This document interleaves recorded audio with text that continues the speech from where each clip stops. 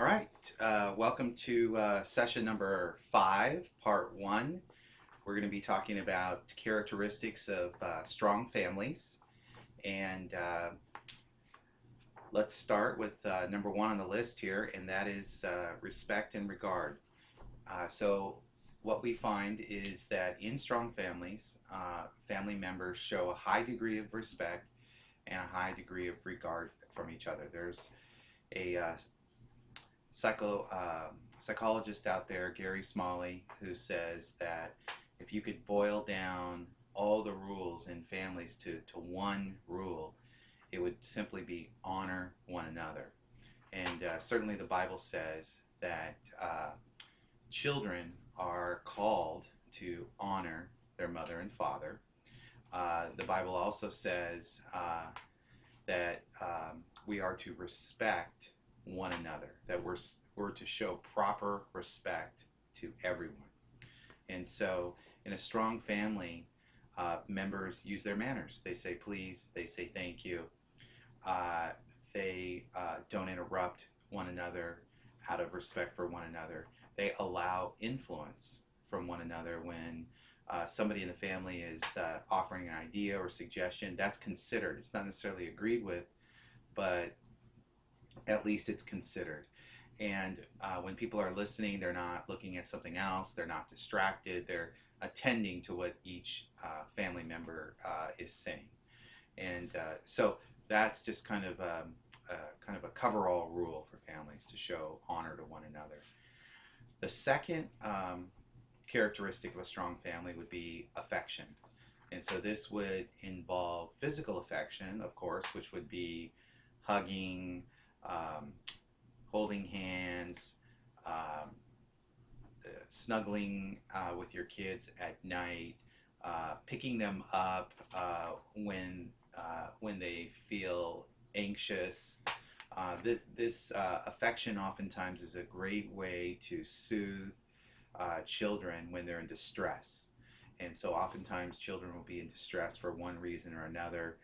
You can see it on their face, and oftentimes just holding them can reduce that state of distress and give them a state of soothing.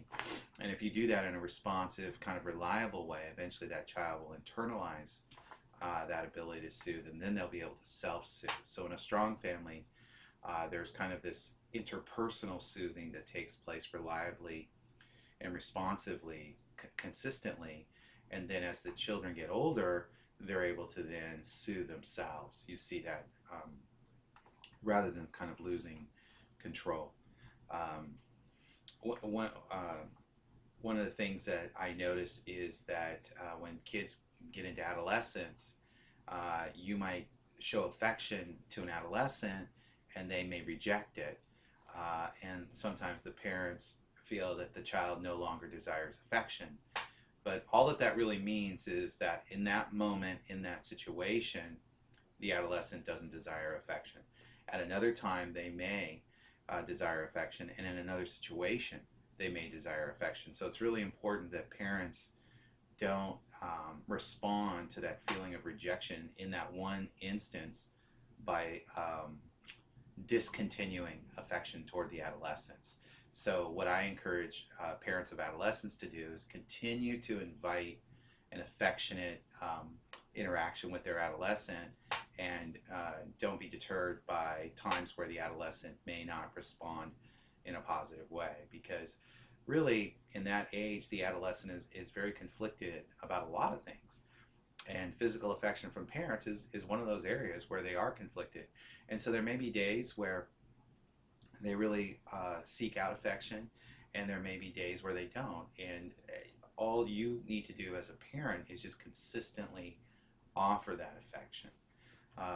Another issue that sometimes occurs in adolescence with girls is where fathers will notice that their girls are developing more womanly features and womanly bodies, and they may feel a little awkward being affectionate with their daughter because of that. And so they may pull back on affection, and that can be very dangerous as well. So it's very important for fathers to recognize that their teenage daughters, their high school daughters, still need them to be affectionate, and that they need to feel affirmed for who they are through affection. And and so fathers need to kind of overcome that inhibition to do that. The second type of affection, I would say, would be just verbal affection, where you are praising them, complimenting them, affirming a job well done, telling them how wonderful you think they are. And the Bible is clear about the value of a positive word, that it's healing for your kids. So some parents will have affectionate nicknames for their children. In the Spanish culture, for instance, they'll have the word mija, mijo, which is kind of an affectionate way of saying son or daughter. And then even just tone of voice and delivery can have a lot to do with how verbally affectionate the words would come across to the child. So that'd be physical affection, verbal affection.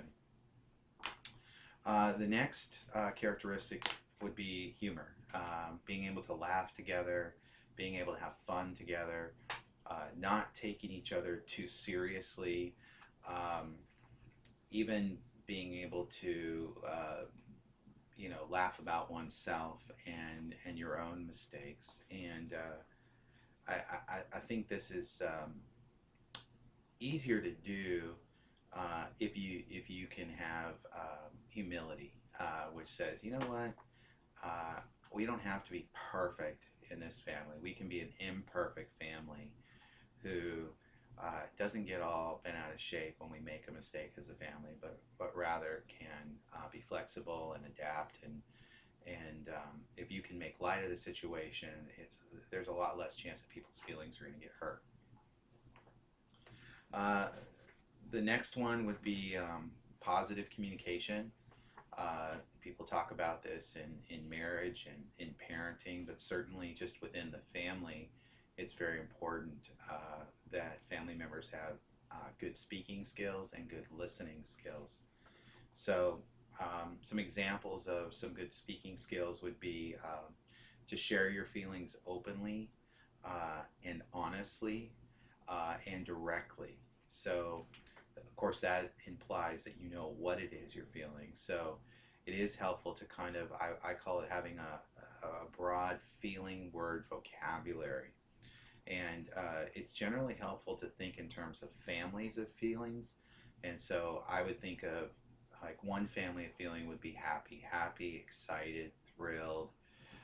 Another would be sad, depressed, hurt, rejected.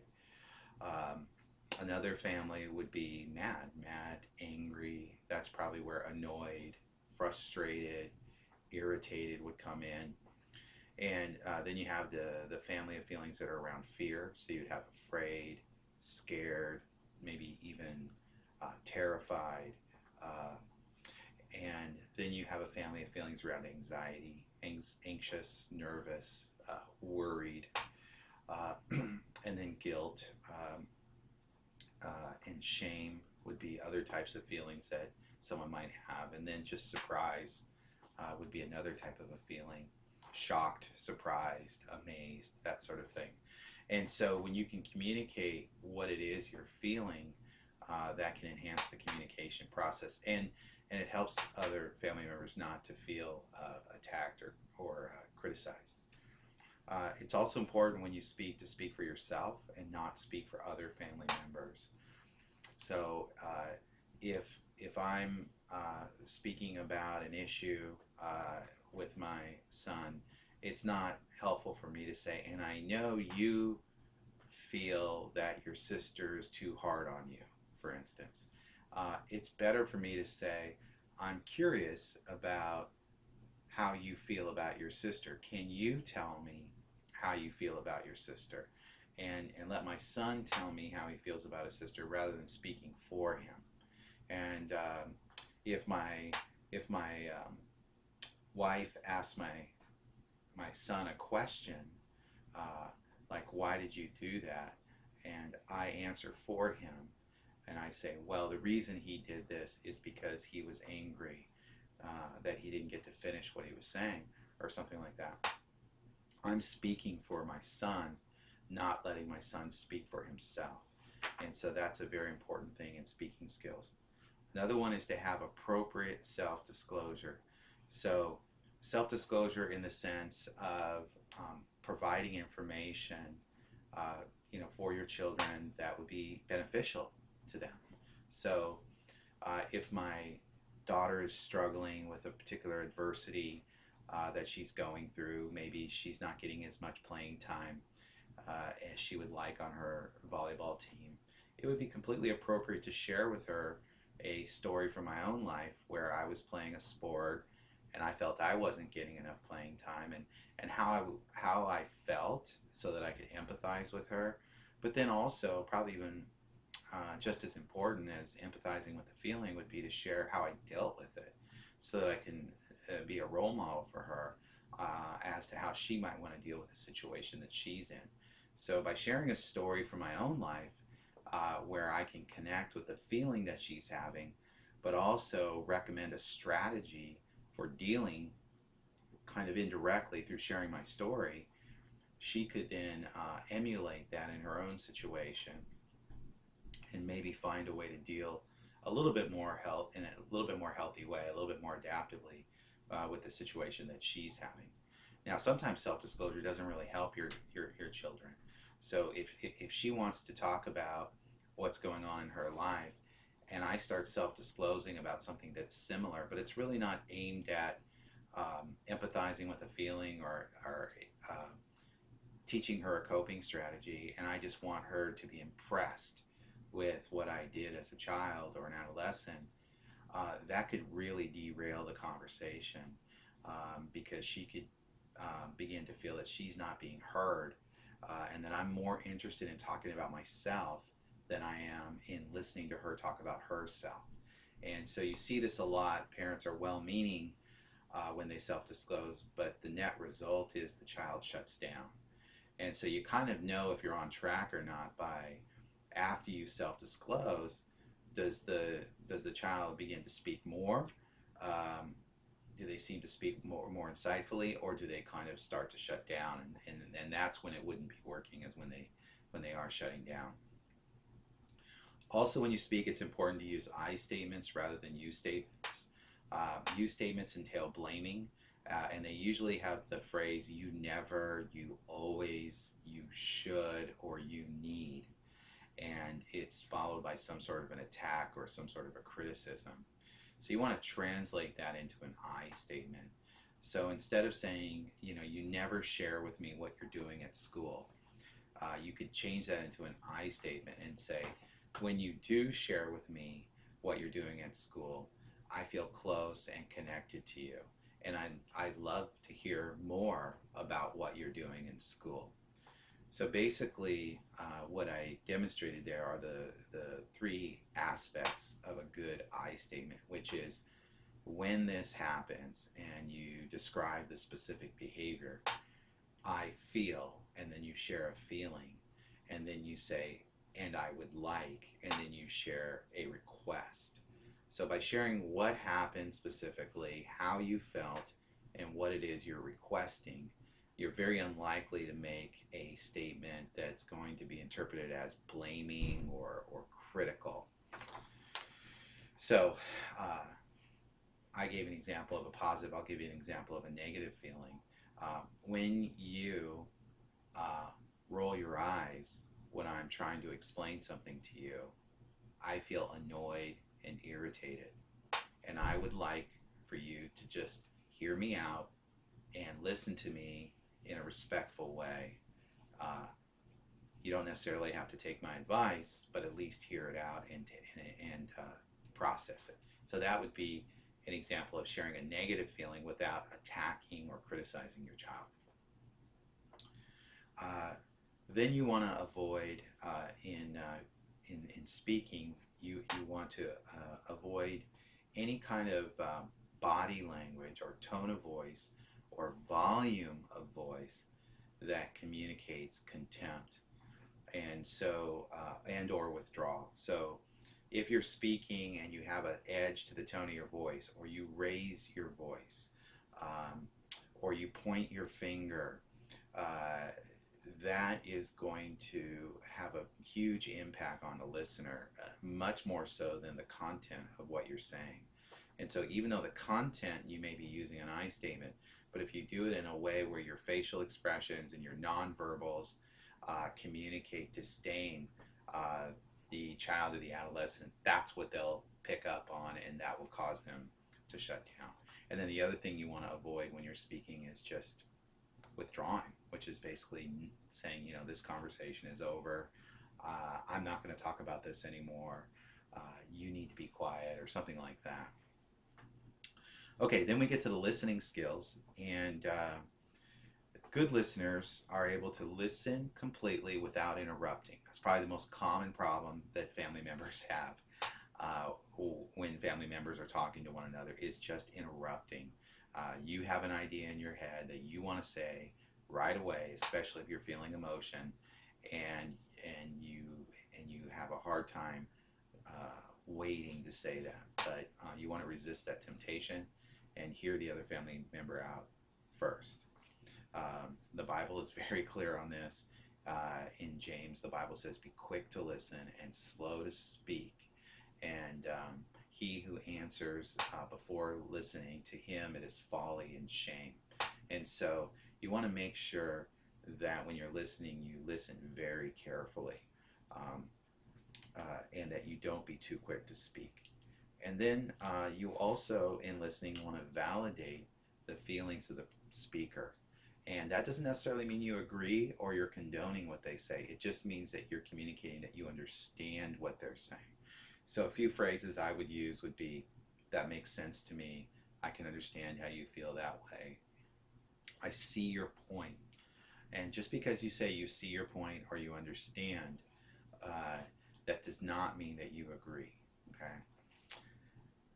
Then the last thing in listening is you want to listen to understand, not to judge. One of the most common things that kids feel shuts them down in communication is that they feel judged or condemned when they're talking about something that's going on in their life, when they're sharing a story. So you want to listen to understand more so than to judge them. That doesn't mean you're not going to discipline them if they do break a rule, but that comes later. The first step in the process is to hear them out completely, communicate understanding. Then if there's a disciplinary action that needs to be taken, to do so at that time, after you've understood, not before. The next item on the list is conflict resolution. And I always tell people that, Jesus said, "Blessed are the peacemakers, not the peacekeepers." That the goal with conflict is to resolve conflict through good conflict resolution skills, not to avoid conflict or just try and keep the peace or not rock the boat. So a couple of things that can be helpful here. One is to understand the conflict from the perspective of each family member. So to hear each other out completely on how they see the conflict, and to make sure that everybody in the family understands each other's perspective. They'll likely be different. You just got to have the patience and the time to do that. The second tip in resolving conflict is to believe the best about family members, not assume the worst. So if one family member says that, the reason he didn't take out the trash is because he forgot, you want to believe the best, that he just forgot, not assume the worst, which is he was acting out his anger toward you and he was trying to make your day difficult by not taking out the trash. Believe the best about your parents. When your parents say that they are disciplining you and it's not easy, but they know they need to do it to protect you, you want to believe that your parents really do love you and want to protect you, and that your parents don't have a hidden agenda of punishing you and making your life miserable. The next tip is to find win-win solutions, and this requires time and flexibility and creativity. But if a child, for instance, wants to go to a friend's house and you're not comfortable with that because you don't feel it's safe because there's not a parent there. A win-win solution would be to say, okay, what does my child really want? Well, my child just really wants to play with his friend. And what do I really want? I just want him to be supervised by an adult. So a win-win situation would be to say, can you invite your friend to come over to our house? And that way they win because they get to play together, and you win because you can supervise them, and now they'll have adult supervision. And so that those kinds of solutions are really excellent solutions to conflict resolution. And it requires going beneath the surface request and going underneath to what each person is really looking for. Once you do that, it's a lot easier to come up with win-win solutions. When necessary in conflict resolution, you will need to say, we disagree, we're going to agree to disagree on how we see this, but we still need to find a course of action that we're going to take. So you would say, we disagree on the danger of participating in this activity. However, we still need to decide on a course of action. So we disagree that for you to go mountain biking, you think it's not dangerous, or let's say skiing, for instance. You think it's not dangerous, I think it can be dangerous for you to go off by yourself on your skis without adults around you when you're at a ski resort. So they may want to go on an expert run, a double black diamond run, and you may say, no, that's too dangerous. So you disagree on whether they think it's safe because they think they're a good skier. You think it's dangerous because they don't have any adults around them. If they fall and get hurt, there's no adult to help them out. And you don't want to argue about how good of a skier they are or how dangerous that run is. That's not going to do you any good. Instead, what you'll want to do is say, okay, I know you see it as safe. I see it as dangerous. Okay, let's compromise. You can go ski by yourself, but only on blue runs or green runs, not black diamond runs.